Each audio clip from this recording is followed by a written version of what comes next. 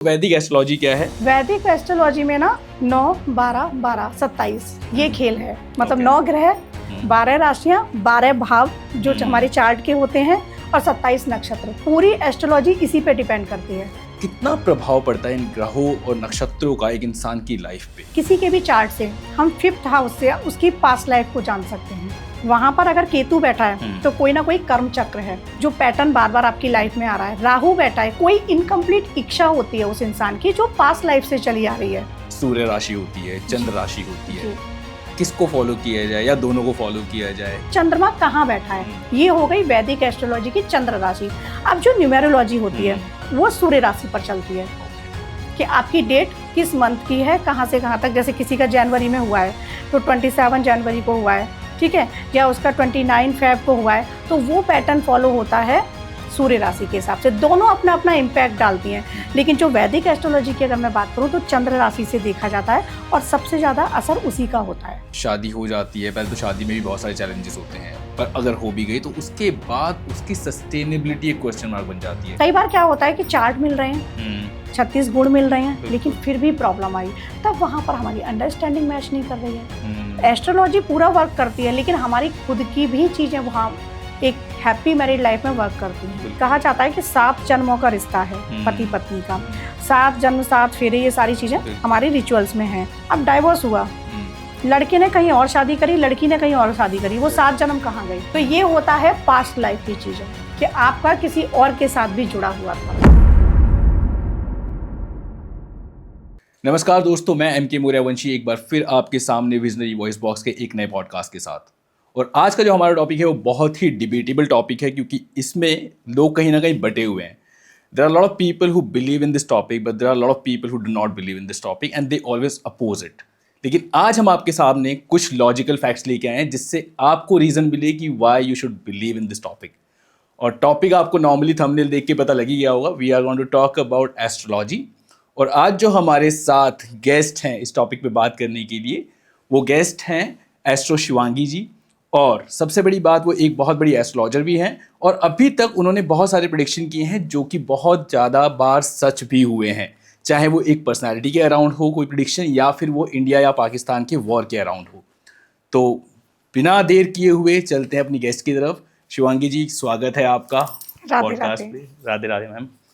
और पॉडकास्ट को शुरू करने से पहले मैं आप चाहता हूं आपसे कि आप सबसे पहले अपने बारे में एक ब्रीफ इंट्रोडक्शन दर्शकों को जरूर दें कि आपने ये कब से शुरू किया और आपका इंटरेस्ट कैसे आया इस टॉपिक पे, जो कि नॉर्मली आज का यूथ बहुत बार इसको एक पाखंड भी बोलता है जी। राइट। तो आपके इंट्रोडक्शन से स्टार्ट करते हैं, फिर बाकी क्वेश्चंस पे आते हैं। मैं शिवांगी निर्भय सोरो सूकर क्षेत्र से बिलोंग करती हूँ, जो भगवान बरा की मोच स्थली भी है। और मैं 17 वर्षों से इस प्रैक्टिस में हूँ, 17 ईयर्स से। मेरा इंटरेस्ट, बहुत एक इंटरेस्टिंग किस्सा है, राहु की वजह से आया जिससे सब भयभीत होते हैं। एक वाकया है जो पहली बार मैं सोशल मीडिया पे बताने जा रही हूँ, क्योंकि शायद पहली बार ही किसी ने मुझसे ये पूछा है कि आप कैसे आई इस फील्ड में।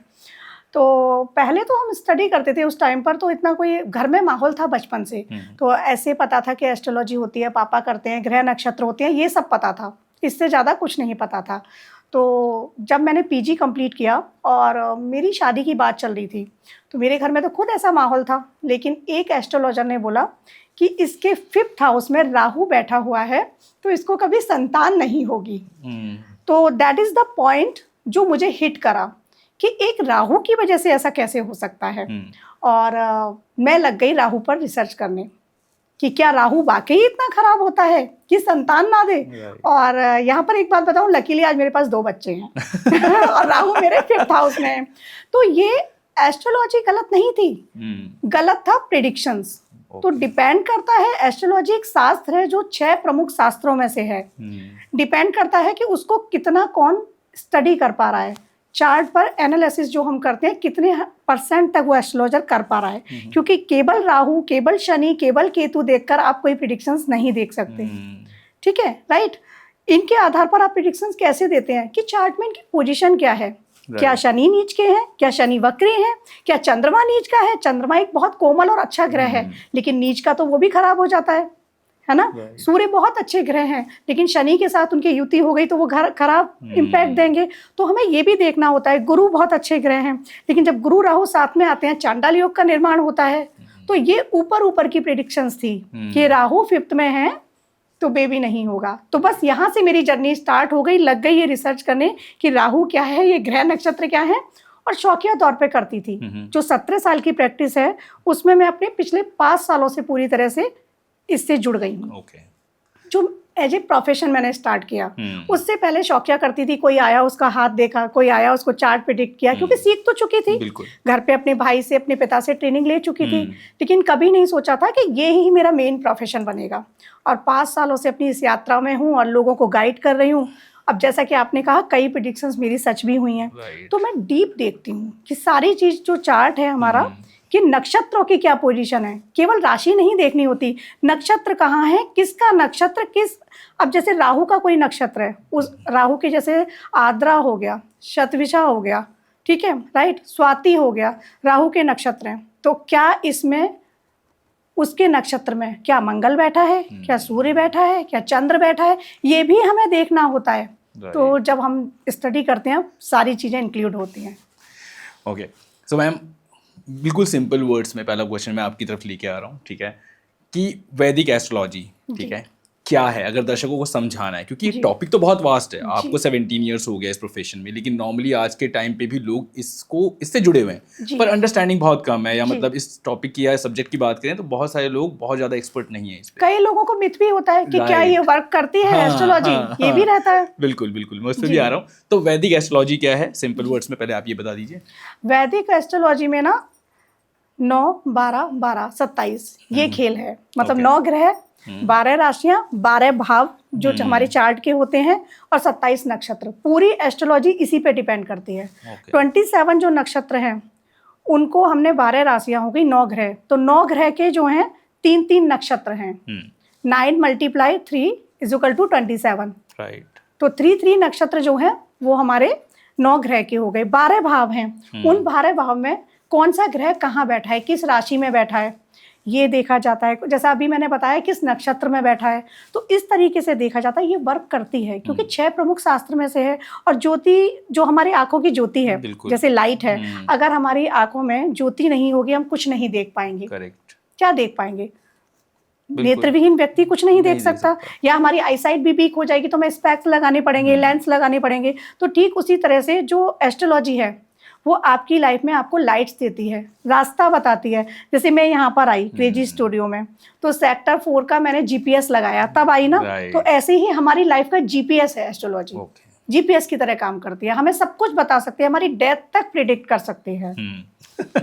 ओके, बिल्कुल आपने सही बोला कि मतलब एक डायरेक्शन ये देती है एस्ट्रोलॉजी, राइट? बिल्कुल, ठीक है मैम। लेकिन अगर मैं सेकंड क्वेश्चन की तरफ मूव करूं, कितना प्रभाव पड़ता है इन ग्रहों और नक्षत्रों का एक इंसान की लाइफ पे? क्योंकि बहुत सारे लोग कहते हैं कि कर्मा से सब कुछ होता है, बट आपने बताया कि ये डायरेक्शन देता है, और आई बिलीव कि बहुत सारे लोग इसको मानते हैं, तो वो भी मानते हैं कि हाँ ये बहुत कुछ प्रिडिक्ट कर सकता है। तो कितना इम्पैक्ट हो सकता है लाइफ पे? आपका जो अभी क्वेश्चन था उसमें एक और अंदर हाइट क्वेश्चन, आपने हाइट तो नहीं था, बोला था कि कर्मा। तो हमारी लाइफ में पहले वो मैं आपको क्लियर करती हूँ, कर्मा का बहुत बड़ा रोल होता है। क्योंकि कर्म 3 प्रकार के होते हैं, संचित, प्रारब्ध और क्रियामाण। संचित कर्म जो होते हैं हमारे पास्ट लाइफ में, जो भी हमने अच्छे किए या बुरे किए, वो संचित कर्म इकट्ठे किए हमने, वो प्रारब्ध बनकर इस लाइफ में आई। तो अगर बुरे कर्मा किए हैं तो बुरा, कहते हैं ना किसी के जीवन में ग्रह नक्षत्र बहुत अच्छे बैठे हैं, चार्ट में सारी पोजीशन बहुत अच्छी है, फिर भी उसकी लाइफ में प्रॉब्लम्स हैं। क्यों? क्योंकि पिछली लाइफ के उसके कर्मा इस लाइफ पर भारी पड़ रहे हैं। और क्रियामाण कर्म जो आपके अभी किए हुए कर्म है, इस जीवन में कर रहे हैं, तो अगर इस जीवन में आप अच्छे कर्म कर रहे हैं तो आपको वो भी फल मिलेगा। पिछले जीवन के जो कर्म हैं बुरे, जिस दिन उनका अकाउंट क्लोज हो जाएगा और इस जन्म का खुलेगा, आपके जीवन में हैप्पीनेस आएगी। तो कर्मा का तो ये है रोल है। कर्मा का बहुत बड़ा रोल है। कर्म इंसान को ढूंढ लेते हैं, खुद ढूंढ लेते हैं आपके सामने आके। क्योंकि भगवत गीता भी कहती है कर्म करो फल की इच्छा मत करो। तो फल की इच्छा का मतलब है आप कर्म किए जाओ, फल तो आपको मिलना ही मिलना है अल्टीमेट, जैसा भी कर रहे हो, अच्छा कर रहे हो या बुरा कर रहे हो। अब अगर मैं एस्ट्रोलॉजी पे आऊं तो एस्ट्रोलॉजी वर्क करती है। कर्मा का जैसे रोल बताया, कर्मा का ये रोल है। और कर्म किसी के भी चार्ट से हम 5th हाउस से उसकी पास्ट लाइफ को जान सकते हैं। ओके। वहां पर अगर केतु बैठा है तो कोई ना कोई कर्म चक्र है जो पैटर्न बार बार आपकी लाइफ में आ रहा है। राहु बैठा है, कोई इनकम्प्लीट, जैसे मेरे राहु बैठा है, अभी मैंने बताया था, तो कोई इनकम्प्लीट इच्छा होती है उस इंसान की जो पास्ट लाइफ से चली आ रही है, जो इस लाइफ में भी वो कैरी करता है। ऐसे शनि बैठा है, कोई कर्मा ऐसे हैं, पेंडिंग कर्मा पिछले जीवन के जो इस जीवन में भी आए हैं। अब वो पैटर्न इंसान अगर किसी अच्छे एस्ट्रोलॉजर को नहीं दिखा रहा तो कई बार क्या होता है, बहुत अच्छा सब कुछ चल रहा है, बिजनेस डाउन हुआ और बिल्कुल ज़मीन पे आ गया। अब यहाँ क्या होगा ऐसे में कि एस्ट्रोलॉजी क्या कह रही है, चार्ट बिल्कुल बहुत ठीक है, सब कुछ बहुत अच्छा है, लेकिन देखना ये भी पड़ेगा क्या पास्ट लाइफ की कोई ऐसी चीज़ है, क्या कोई ऐसा पेंडिंग कर्मा है जो पैटर्न यहाँ पे वो पैटर्न फॉलो होता है, 100% फॉलो होता है, तो वो कर्मा है। तो कर्म और एस्ट्रोलॉजी एक दूसरे से जुड़े हुए हैं, बिल्कुल कनेक्टेड हैं। और एस्ट्रोलॉजी से ये भी पता किया जा सकता है कि अगर जैसे आपने बताया पास्ट लाइफ उसको भी बिल्कुल बिल्कुल पिछले, अब जैसे कोई अच्छे एस्ट्रोलॉजर हैं बता देंगे कि आपके पिछले जन्म के ये कर्म हैं जिनकी वजह से इस जन्म में आपको ये भुगतना पड़ रहा है, या ये पैटर्न है, इस पैटर्न को ब्रेक कर लो, आप चीजें ठीक हो जाएंगी। कई बार वो पैटर्न फॉलो हो रहा होता है और हम समझ नहीं पाते। रिलेशनशिप में भी कई बार आपने देखा है बड़ी प्रॉब्लम्स आती हैं, तो वो भी पास्ट लाइफ की वजह से होती हैं। वो पैटर्न फॉलो हो रहा होता है, सेम पैटर्न, और उसको हम ब्रेक नहीं कर पाते। तो एस्ट्रोलॉजी वर्क करती है, सारी चीज़ें बताती है, आपकी जन्म की, आपकी मृत्यु की। आप देखिएगा, जैसे आपका सवाल था, पहला क्वेश्चन में था वो कि कैसे करती है, लोग मानते हैं नहीं मानते हैं। आप ये बताइए, हमारे जन्म का जो हमें अक्षर मिलता है, एक चार्ट में अक्षर मिलता है, तो वो नक्षत्रों के आधार पर ही मिलता है। तो एस्ट्रोलॉजी तो हमें हमारा नाम भी दे रही है, कितनी बड़ी चीज है, वहीं से मिल रहा है वो अक्षर। जाते हैं ना पंडित जी को दिखाते हैं किस नक्षत्र में हुआ है, कैसा पाया है, चांदी का है कि लोहे का, वो पाया पूछे जाते हैं, मूल नक्षत्र में तो नहीं है। फिर उसके आधार पर आपको नाम मिल रहा है, तो आपके नाम का अक्षर वो एस्ट्रोलॉजी आपको दे रही है। करेक्ट, मतलब बर्थ से ही स्टार्ट हो जाती है, बर्थ से स्टार्ट हो जाती है और जन्म तक जाती है। कोई अच्छा एस्ट्रोलॉजर है ना, आपकी डेथ तक प्रिडिक्ट कर देता है वो कि इस टाइम इस जगह होगी, जगह तक पता चल जाती है उसमें, अच्छा एस्ट्रोलॉजर है। ओके, एंड मैम इसी के साथ जब हम ग्रहों नक्षत्रों की बात कर रहे हैं, ठीक है, तो राशियां भी अलग अलग तरीके की होती है, ठीक है। सूर्य राशि होती है, चंद्र राशि होती है, किसको फॉलो किया जाए या दोनों को फॉलो किया जाए, क्या है ये सब? जैसे कि वैदिक एस्ट्रोलॉजी है तो वो चंद्र राशि पर होता है। चंद्रमा किस राशि में बैठा है, जैसे चंद्रमा बैठा है 8 नंबर में, वृश्चिक राशि हो गई। चंद्रमा बैठा है 10 नंबर में, मकर राशि हो गई। चंद्रमा बैठा है 12 नंबर में, मीन राशि हो गई। चंद्रमा बैठा है 6 नंबर में, कन्या राशि हो गई। तो चंद्रमा कहाँ बैठा है, ये हो गई वैदिक एस्ट्रोलॉजी की चंद्र राशि। अब जो न्यूमेरोलॉजी होती है वो सूर्य राशि पर चलती है, कि आपकी डेट किस मंथ की है, कहाँ से कहाँ तक। जैसे किसी का जनवरी में हुआ है तो 27 जनवरी को हुआ है, ठीक है, या उसका 29 फेब को हुआ है, तो वो पैटर्न फॉलो होता है सूर्य राशि के हिसाब से। दोनों अपना अपना इम्पैक्ट डालती हैं, लेकिन जो वैदिक एस्ट्रोलॉजी की अगर मैं बात करूं तो चंद्र राशि से देखा जाता है और सबसे ज़्यादा असर उसी का होता है। क्योंकि चंद्रमा का एक इंसान के जीवन में सबसे ज़्यादा प्रभाव है। पृथ्वी के सबसे नज़दीक है चंद्रमा, और चंद्रमा और पृथ्वी पर सबसे ज़्यादा पानी है। मानव के जो शरीर है, हमारी ह्यूमन बॉडी जो है 70% वाटर पर है। तो जो चंद्रमा का इम्पैक्ट है सबसे ज़्यादा, और 2.5 दिन में सबसे जल्दी बदलता है वो। जो और ग्रह है ना, उनका टाइम है कि कोई 1 महीने में है, कोई 1.5 महीने में, कोई 1.5 साल में, इस तरह से बदलते हैं। चंद्रमा अपनी राशि जो है वो 2.5 दिन में चेंज कर लेता है। चंद्रमा का सबसे ज्यादा प्रभाव है इंसान पर, तो चंद्र राशि देखनी चाहिए। ऐसे सूर्य राशि भी नहीं, क्योंकि मैं न्यूमेरोलॉजी भी करती हूँ, मैं ये नहीं कहती कि सूर्य राशि खराब है, वो भी आप देख सकते हैं, लेकिन 100% एक्यूरेसी के साथ चंद्र राशि को ज्यादा वेट। ओके, एक और बहुत ज्यादा ट्रेंडिंग वर्ड है लाल किताब जी, ठीक है। और ये विवादित भी है, विवादित भी है, ट्रेंडिंग है पर विवादित भी है, और शायद इसी वजह से ट्रेंडिंग भी है। मैम क्या है ये लाल किताब, इसका कुछ कनेक्शन है एस्ट्रो से? लाल किताब वैदिक एस्ट्रोलॉजी से तो नहीं, लेकिन लाल किताब के बारे में ना अलग अलग धारणाएं हैं। इसकी 5 सीरीज हैं जो अभी मॉडर्न उसमें आई हैं, तो 5 हैं, 5 इसकी बुक हैं, 5 इस तरह से सीरीज हैं। और ये जो ऐसा इसके बारे में बताया कि रावण ने लिखी थी, अपने खून से लिखी थी। कई जगह तो ऐसा है कि उसने अपने खून से लिखी थी, क्योंकि रावण जो थे उनमें अभिमान था, दैत्य थे, ये एक बुराई थी। लेकिन रावण प्रकांड विद्वान थे, शिव के कितने बड़े भक्त थे। अब लोग सोच रहे होंगे मैं रावण की तारीफ कर रही हूँ, लेकिन जो अच्छाइयाँ हैं हर इंसान के अंदर होती हैं। उन्होंने शिव तांडव स्तोत्र की रचना की, ज्योतिष के बहुत बड़े ज्ञाता थे वो, रावण जो थे, तो उन्होंने इसकी रचना की, ऐसा उल्लेख है। और उन्होंने रचना किससे प्रेरित होकर की? जो सूर्यदेव हैं, तो सूर्यदेव के जो सारथी हैं, आपने एक पिक्चर देखी हो या कभी सीरियल में देखा हो, जो धार्मिक होते हैं कि सूर्यदेव वो रथ चला रहे, वो रथ पे होते हैं, तो जो उनके सारथी हैं उनका नाम है अरुण देव। तो ये अरुण देव ने ये ज्ञान रावण को दिया था, ऐसा मतलब उल्लेख है। हाँ, तो ये तो लाल किताब ये वहां से आई। लाल किताब के जो उपाय हैं, लाल किताब का जो तरीका है, वैदिक एस्ट्रोलॉजी से बिल्कुल अलग है। जैसे इसमें 12 लग्न हैं, उसमें एक ही लग्न और एक ही के हिसाब से चलते हैं कि 7 खाने बना लिया, अब 1 नंबर में कौन सा है, 2 नंबर में कौन सा है, उसका हिसाब अलग चलता है, इससे थोड़ा अलग है और वो बहुत इजी है। लाल किताब को कोई जैसे वैदिक एस्ट्रोलॉजी को सीखने में बहुत वक्त लगता है और हमें चार्ट प्रिडिक्ट करने में भी टाइम लगता है। पूरा चार्ट हम स्टडी करेंगे, है ना, किस नक्षत्र में है, इसका सप्त चक्र क्या है, इसका कौन सी विंशोत्तरी चल रही है, प्रत्यंतर कौन सी है, अंतरदशा कौन सी है, सब कुछ बहुत डिटेल में जाएंगे, योगिनी दशाएं कौन सी हैं। लेकिन वहाँ क्या है, लाल किताब के थ्रू जो चार्ट हम बनाते हैं, लग्न बनाते हैं, वो बहुत इजीली हो जाता है, तो बहुत आसान तरीके से। और उसके कुछ उपाय भी बहुत सरल हैं।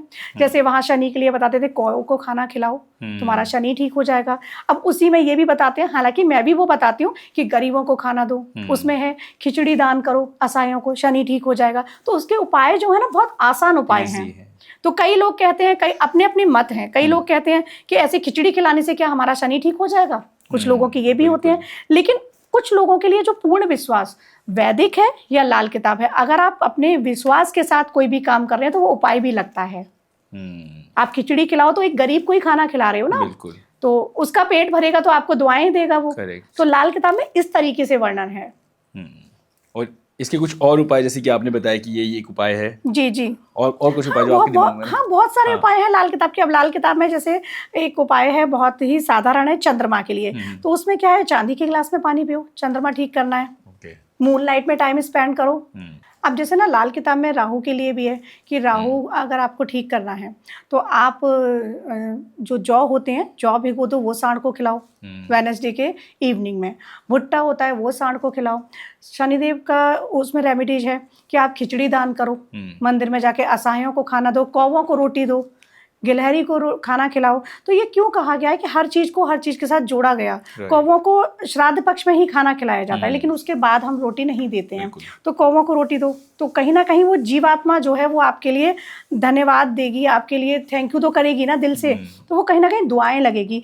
जो बुजुर्ग लोग मंदिर के बाहर बैठे होते हैं उनके लिए आप इमरती दान दो, क्योंकि वो उड़द की दाल से बनी हुई होती हैं। तो राहु केतु शनि तीनों ठीक हो जाएंगे। ऐसे ही आप दही बड़े दान में दो। उन लोगों के लिए वो दही बड़े खाने को नहीं मिल रहे, अफोर्ड नहीं कर पा रहे, इमरती अफोर्ड नहीं कर पा रहे, लेकिन जब आप उनको देंगे वो खुश होंगे ना। तो इन चीज़ों को इस तरीके से जोड़ा गया है लाल किताब में, जिससे मनुष्य खुश होगा तो तभी तो अंदर से दुआएं निकलेंगी ना, आपको दुआएं भी मिलेंगी। और इसीलिए वो काम करते हैं सारे उपाय। अब जैसे गाय को है, गाय को हमने माता का दर्जा दिया हुआ है, 33 कोटि उसमें देवता हैं। घर में गाय पालने के लिए भी कहा जाता है। लाल किताब में बताया है कि अगर आपका बृहस्पति खराब है, गुरु ग्रह कमजोर है, तो उसको बल देने के लिए आप गाय को केले खिलाओ। तो अब जब गाय को आप केले खिला रहे हो, गौ माता आशीर्वाद देंगी, तो वो सबके आशीर्वाद मिल रहे हैं। इसी तरीके से है कि लाल किताब के बहुत सारे उपाय बहुत चमत्कारिक हैं, बहुत आसान हैं और ये प्रभाव भी डालते हैं हमारे जीवन पर। ये उपाय करने से कारगर हैं, बिल्कुल कारगर और इजी टू फॉलो है, इजी है और लोग कर सकते हैं। और अल्टीमेट जो मैं कह रही हूँ ना, ये जुड़े कैसे हैं कि दुआएं मिल रही हैं इसमें। गिलहरी के लिए आप खाना दे रहे हो, आप कुत्ते के लिए रोटी खिला रहे हो, उसमें जैसे बताया केतु ठीक करना है, शनि ठीक करना है, कुत्ते को रोटी दो, तो कुत्ते को रोटी मिल रही है, वो आपके लिए दुआएं देगा ना, उसका पेट भर रहा है। तो कहीं ना कहीं सबके लिए ऐसे जोड़ा गया कि आप इसको खिलाओ, इसको खिलाओ, इसको खिलाओ। अब वो जो भी हैं, पशु हैं, पक्षी हैं, इंसान हैं, तो आप दुआएं कमा रहे हो। बहुत सारे लोग मछली को भी, बिल्कुल, मछली को आटा दो, केतु ठीक हो जाएगा। तो उसमें भी आप सबको भोजन दे रहे हो ना, तो कहीं ना कहीं आप दाता बन रहे हो, उन लोगों के लिए दान कर रहे हो। अच्छा, लाल किताब में एक और वर्णन है कि दान जब भी करो किसी के लिए, सपोज आपके घर पे, अब तो यहाँ शहरों में वो प्रथा नहीं है, लेकिन बहुत अगर बैक एरिया में आप जाओ तो वहाँ आज भी ये प्रथा है कि सन्यासी आते हैं द्वार पर भिक्षा लेने। पहले का जो जमाना था उसमें ये चलता था, वो भिक्षा लेने आते हैं। तो लाल किताब में ये है कि आप द्वार से निकलकर भिक्षा ना दें। दान जो देना है वो घर के अंदर से ही आपको देना है। अच्छा, उसमें ये भी वर्णन है। और उसके पीछे भी कथाएं कई सारी हैं। जैसे सीता माता को कहा गया था ना कि लक्ष्मण रेखा पार नहीं करनी है, तो उसमें उसी को लेके, क्योंकि रावण से रची हुई, जैसे मैंने बताया, लाल किताब की जो रचना है वो ऐसा वर्णित है कि रावण ने लिखी है, बिल्कुल। अरुण देव ने, सूर्य के जो सारथी हैं उन्होंने लिखी है। तो बहुत सारी इस तरह की रेमेडीज हैं जो कारगर भी हैं। जैसे अभी आपने बताया, मैं उस पॉइंट पे भी आता हूँ, क्योंकि नॉर्मली हमारे एटिकेट में, हमारे बिहेवियर में भी ये होता है कि मतलब उठ के पहले अपने पेरेंट्स के मतलब चरण अगर आप छू सकते हो तो बहुत अच्छा माना जाता है। जी। तो वही आपने भी बताया कि मतलब कहीं ना कहीं बुजुर्गों को आदर सम्मान दिया जाए, बिल्कुल। और जिसकी वजह से आपके कर्म और अच्छे हो जाएं। बुजुर्गों को अगर आप सम्मान दोगे, आपका शनि ठीक होगा। शनि बूढ़ा ग्रह है। बुजुर्गों को सम्मान दो, रिक्शे वाले को सम्मान दो। होता क्या है कि हम सबसे गलत तरीके से उसी से बात कर जाते हैं, उसी से बार्गेनिंग कर लेंगे। मॉल में बार्गेनिंग नहीं करेंगे, जो टैग लगाए वही ले आएंगे, लेकिन उससे बार्गेनिंग कर लेंगे कि 10 रुपए कम ले ले तू। तो उस लाल किताब के अनुसार, और वैसे भी आप ऐसे लोगों को दुखी मत करो, बिल्कुल। उनको खुश रखो, शनिदेव खुश रहेंगे। तो कर्मा जो है ना, हमारे कर्मों का यहाँ भी खेल है कि कर्म अपने सुंदर कर लो, बिल्कुल। सारे ग्रह नक्षत्र आपके अनुसार हो काम जाएंगे। करने चालू हो जाते हैं, सब आपके अनुरूप हो जाते हैं सारे ग्रह नक्षत्र। और पैर छूने की जो बात कही है, अपने परिवार में अपने बुजुर्गों के तो छूने चाहिए, लेकिन यहाँ ये मेरा मत है, आप जब एनर्जी आपकी हाई होती है ना, तो आप हर किसी के पैर भी मत छुओ, क्योंकि आपकी एनर्जी जा रही है, आप डाउन हो रहे हो, तो हर किसी के सामने मत झुको, आपका सूर्य कमजोर होता है फिर। तो हर जो पात्र है उसके सामने झुको, आप प्रणाम कर सकते हो। एक और यहाँ पर मैं बताना चाहूंगी, जैसे लोगों में क्या होता है, हैंडशेक करते हैं हम, नहीं करने चाहिए। अगर आपके अंदर पॉजिटिव एनर्जी है और मेरे अंदर नेगेटिव एनर्जी है, तो मेरी नेगेटिव आप ले जाओगे, क्योंकि एनर्जी का तो सारा खेल है ना, एक्सचेंज हो रही है। तो ये प्रणाम इसीलिए बनाया, राधे राधे राधे राधे। जी जी बिल्कुल, क्योंकि प्रणाम करो, हमारे संस्कार वही सिखाए जाते हैं बचपन से, सनातन की सुंदरता ही इसमें है। तो वो सब कुछ कहते हैं ना, सनातन में हमारे जो लिखा हुआ है हमारे धर्म में, उसके पीछे हर किसी के पीछे रीजन है, ये भी बहुत बड़ा रीजन है। और हैंडशेक हमारा कल्चर है भी नहीं, हमारा कल्चर है भी नहीं, वो हमें फॉलो करना पड़ता है, लेकिन उसका नेगेटिव इम्पैक्ट मैंने आपको बता दिया। मैंने किसी से ये भी सुना था कि जैसे कोई आपको वाटर भी सर्व करता है, तो जब वो सर्व करता है तो आप अपनी एनर्जी को कहीं ना कहीं उस वाटर के साथ भी दे रहे हैं, तो बोला जाता है कि उसको भी पहले रख दिया जाए ग्लास को, कुछ टाइम के बाद उसको मतलब रख कर कुछ टाइम बाद पियो। और कोशिश ये करो, लेकिन हर बार इंसान नहीं भी ध्यान देता है, कोशिश ये करो कि पूरा पानी पी लो, या फिर जितना पीना है उतना ही लो। अपनी एनर्जी भी आप उसमें छोड़ रहे हो, तो जितना पीना है उतना ही पानी लो, ये भी रहता है। किसी के घर जा रहे हैं ना हम, कई लोग हमारे घर आते हैं, तो आप ये फील करना आगे। तो कई बार क्या होता है, घर में बहुत लगता है पॉजिटिव चीजें हो गई, किसी के आते ही बड़ा खुशनुमा, किसी के आते ही ना बड़ी गंदी सी वाइब्स आती है, ये लगता है ये बंदा जितनी जल्दी हो उतनी जल्दी जाए। तो वो होता है कि हमारी वाइब्स कैसी हैं। कई बार ना लोग नेगेटिव वाइब्स वाले होते हैं। बिल्कुल। और कई बार ऐसा भी होता है कि जैसी गेस्ट आपके घर से जाता है तो आपके घर में कोई ना कोई लड़ाई हो जाती है। उसका रीजन वही जो मैं कह रही हूँ ना, नेगेटिविटी। वो अपनी नेगेटिविटी छोड़ जा रहा है। इसके लिए एक रेमेडीज मैं बताना चाहूंगी कि अपने घर के ड्राइंग रूम में, अपने घर के एंट्रेंस पे, मेन गेट पर, अपने बेडरूम में, हर जगह छोटी छोटी बोल में फिटकरी रख दो। वो नेगेटिविटी उसकी वो फिटकरी ऑब्जर्व कर लेगी, और 1 महीने बाद उसको चेंज कर दो। और वॉशरूम में साथ में उसमें कपूर और लौंग का जोड़ा भी रख दो अपने वॉशरूम में, क्योंकि हमें नहीं पता, कई बार हम पॉजिटिव है लेकिन हम भी नेगेटिव होके कहाँ से आ रहे हैं हमें नहीं पता। और एनर्जीज पे सारा खेल है, और घर का जैसे वास्तु हो या एस्ट्रोलॉजी हो, सब कुछ एनर्जी पे है। ब्रह्मांड पूरा यूनिवर्स एनर्जी पे है। चल रहा है। जी बिल्कुल ठीक है मैम। और इसी के साथ आज का मैं जो जनरेशन है उसके अराउंड ये क्वेश्चन, बहुत सारे पेरेंट्स का भी ये क्वेश्चन है कि आज का जो बच्चा है, ठीक है, उसके बिहेवियर इश्यूज बहुत ज़्यादा हैं, क्योंकि एक टाइम पे सोशल मीडिया नहीं था, मोबाइल का यूसेज नहीं था, टीवी का यूसेज इतना ज़्यादा नहीं था, तो लोगों के पास या बच्चों के पास एक ही ऑप्शन होता था कि बाहर जाके खेलना या मतलब पढ़ाई करना, लेट्स सपोज। आज के टाइम पे बहुत सारी चीज़ें जिससे बच्चा डिस्ट्रैक्ट हो रहा है जी, लेकिन इस डिस्ट्रैक्शन में उसका बिहेवियर भी कहीं ना कहीं इम्पैक्ट हो रहा है।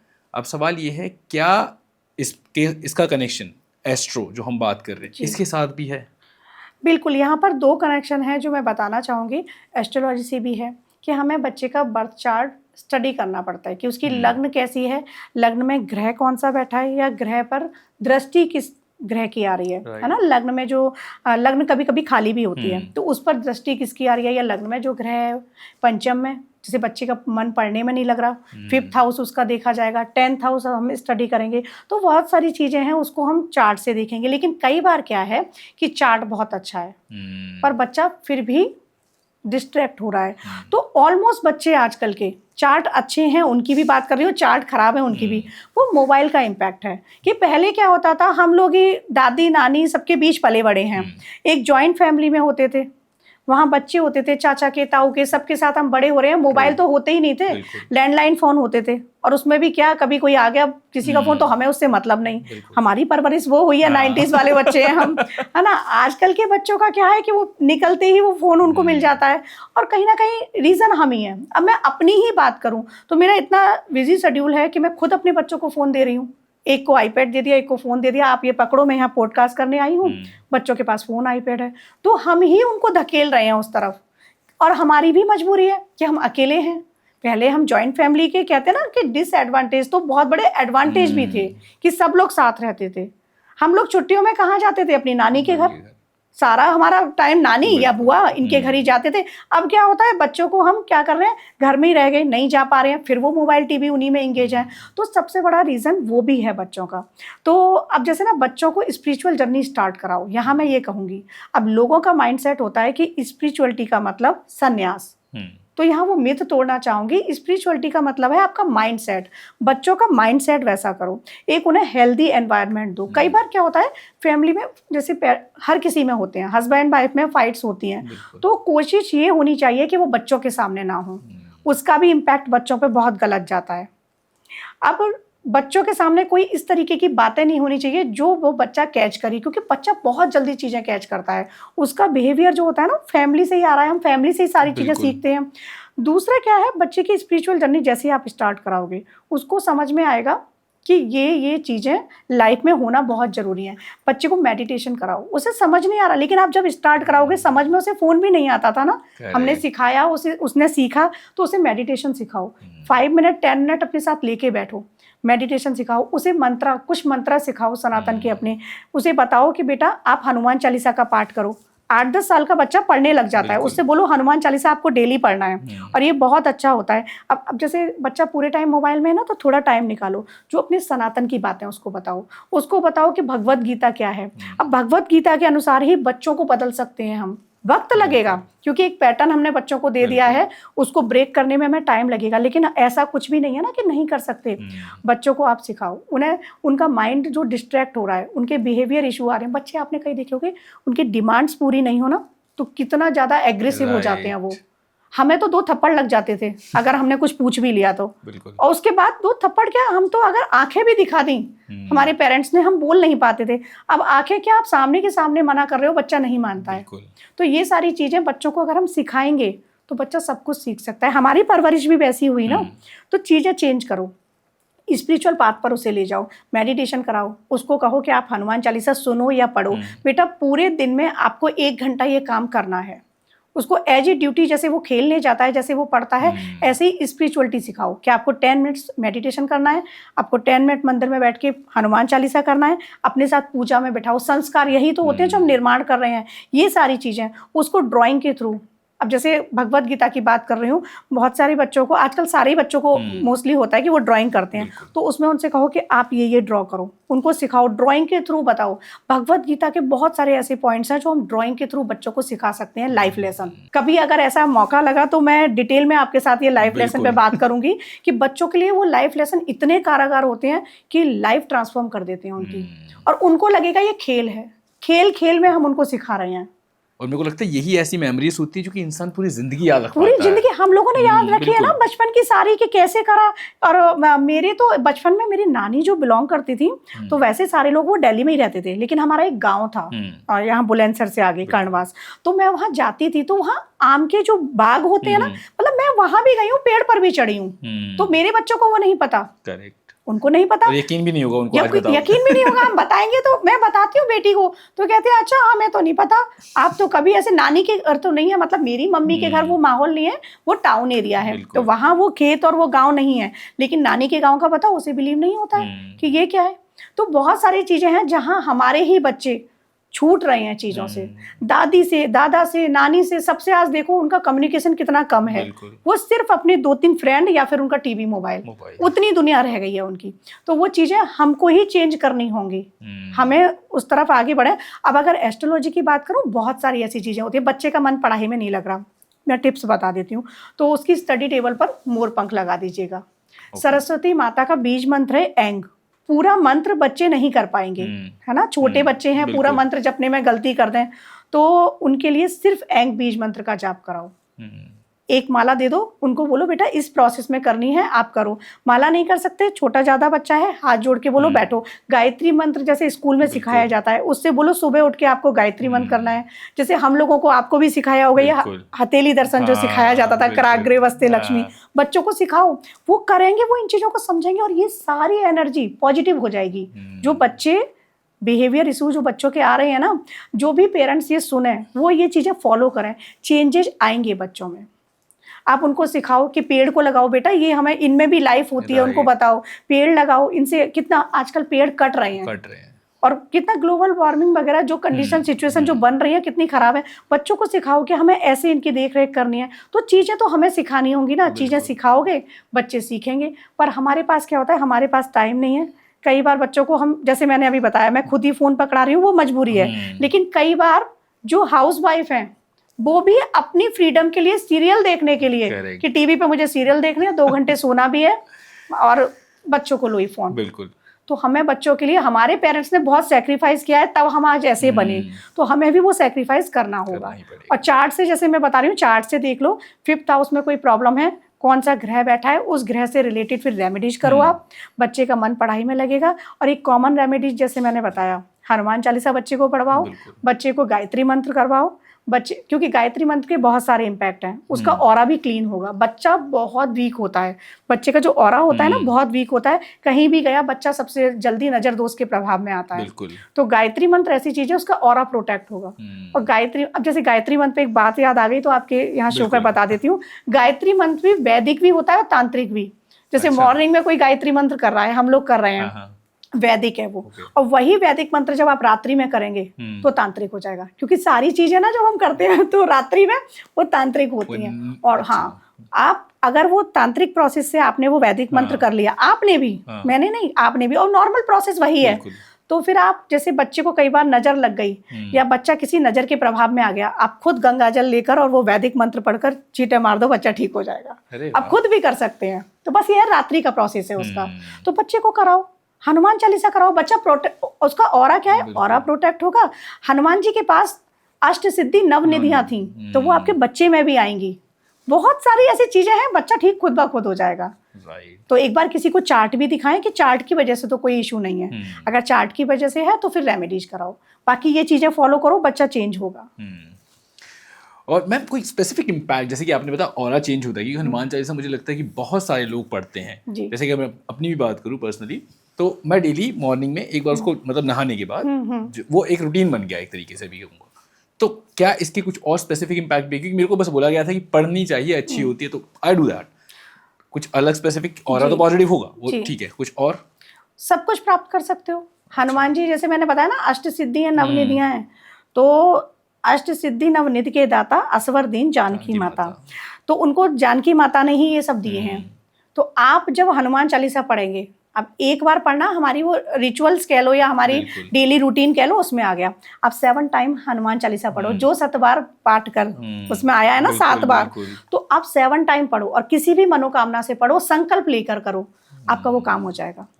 21 दिन का, 11 दिन का, इस तरह से उसमें प्रावधान है, अनुष्ठान करो, या 43 दिन का। अब 43 दिन का पुरुष कर सकते हैं, महिलाएं नहीं, तो महिलाएं 21 दिन का करें, ठीक है। तो इस प्रावधान में संकल्प लेकर आप करो, सिर्फ हनुमान चालीसा। अब किसी पर्टिकुलर उससे करना है तो उसमें बजरंग बाण का संपुट भी लग जाएगा। संपुट मतलब 1 बजरंग बाण का पाठ पहले, फिर 7 हनुमान चालीसा, फिर 1 बजरंग बाण। अब किसी की तबीयत ठीक नहीं है तो वो राम रक्षा स्तोत्र का पाठ करे और हनुमान बाहुक का।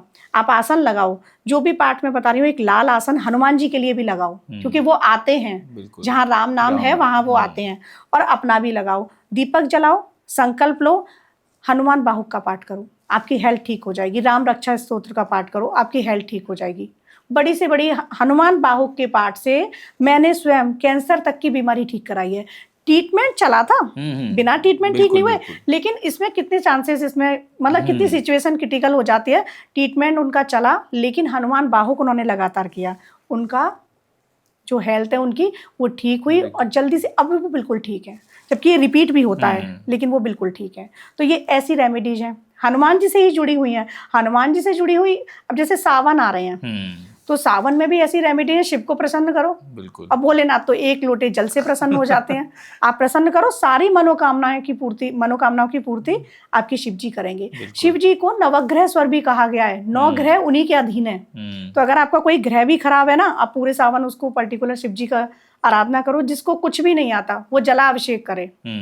एक बार महीने में किसी पंडित जी को बुलाकर किसी मंदिर में या फिर अपने घर में रुद्राभिषेक करा लो।